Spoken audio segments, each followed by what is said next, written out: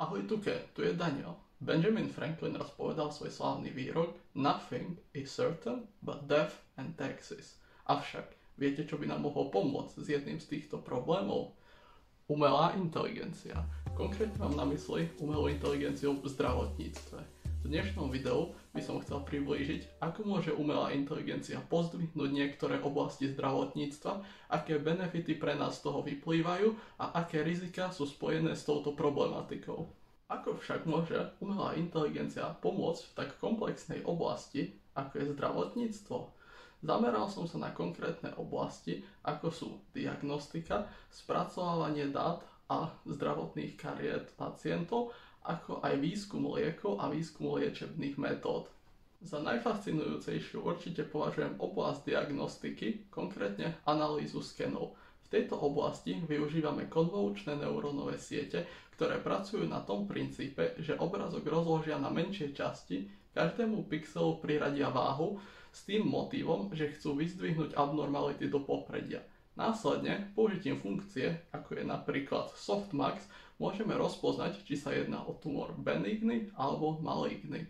V realite toto využíva napríklad IBM Watson, ktorý dokáže s vysokou presnosťou rozpoznať rozličné typy tumorov, ako aj DeepMind od Google, ktorý dokáže zo skenu retiny diagnostikovať diabetickú retinopatiu.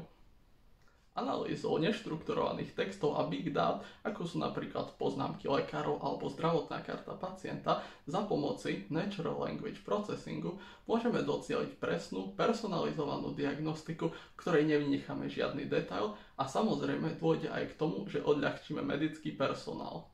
Mnoho expertov v oblasti medicíny vyzdvihuje práve slovo prevencia. Hovoria o tom, že je efektívnejšie chorobe predchádzať, ako sa ju potom snažiť následne liečiť. Ja tento názor zdieľam a podporujem. Avšak denne počúvame idiom každý deň jablko, od doktora ďaleko. Čo by sa stalo, ak by bol váš doktor stále pri vás? Analýzu real-time dát považujem za výborné využitie AI. Špecificky mám na mysli analýzu vitálnych funkcií, ktoré by boli neustále snímané, povedzme smart hodinkami, alebo aj iných údajov ohľadom našeho tela, ktoré môžeme získať rôznymi bezkontaktnými testami. Takáto analýza by nám umožnila vytvoriť umelú inteligenciu, ktorá by nám mohla dávať rady, ako žiť zdravší život a ako predísť rozličným chorobám, na ktoré máme predispozíciu. Rovnako relevantný by mohol byť aj zdravotnícky chatbot, ktorý by nám 24 hodín denne mohol poskytnúť dôležité informácie z oblasti zdravotníctva. Čo ak sa však do nemocnice už predsa len dostaneme? V tomto prípade nám taktiež umelá inteligencia môže napomáhať pri každom kroku od príchodu až po odchod z nemocnice. Začalo by to tým, že by umelá inteligencia vo forme chatbota zozbierala relevantné informácie pre diferenciálnu diagnostiku, ktoré by následne odovzdala nášmu lekárovi. Takýto prístup by zabezpečil to, že každému je pridelená zdravotná starostlivosť, ktorú si naozaj zaslúži, a taktiež by to odľahčilo aj samotný medický personál. Druhým krokom by bolo vyhodnocovanie samotných výsledkov testov. Tu sa opäť dostávame ku kroku, kde nám AI môže pomôcť s analýzou rozličných dát a snímkov. Takáto precízna diagnostika v dnešnej dobe už prebieha a využíva veci ako sú Hidden Markov model alebo grafové neurónové siete, ktoré pri analýze genotypu hľadajú rôzne vzťahy medzi proteínmi v danom genotype a fenotypmi rozličných chorôb. Takáto precízna a personalizovaná diagnostika vedie k tomu, že pravdepodobnosť na vyliečenie pacienta rapídne stúpa.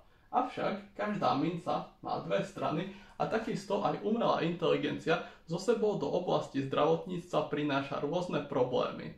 Dva problémy, na ktoré by som sa chcel zamerať, sú spoľahlivosť a súkromie. Samozrejme, umelá inteligencia pri svojom učení spracováva obrovské množstvo dát.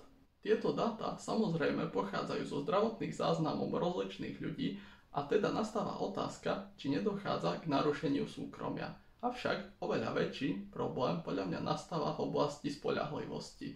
Všetci vieme, že AI nie je neomylné a teda sa musíme pýtať, kto prevezme zodpovednosť za nesprávnu diagnózu alebo iné problémy spojené s AI diagnostikou.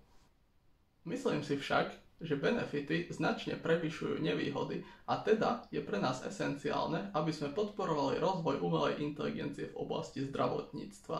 V budúcnosti môžeme byť svedkami personalizovanej zdravotnej starostlivosti, ktorá netrpí nedostatkami, ako sú napríklad nedostatok personálu alebo nedostatok dát na určenie správnej diagnózy. V krátkosti by som to zhrnul na Ver AI, dlhý život maj. Ďakujem za pozornosť.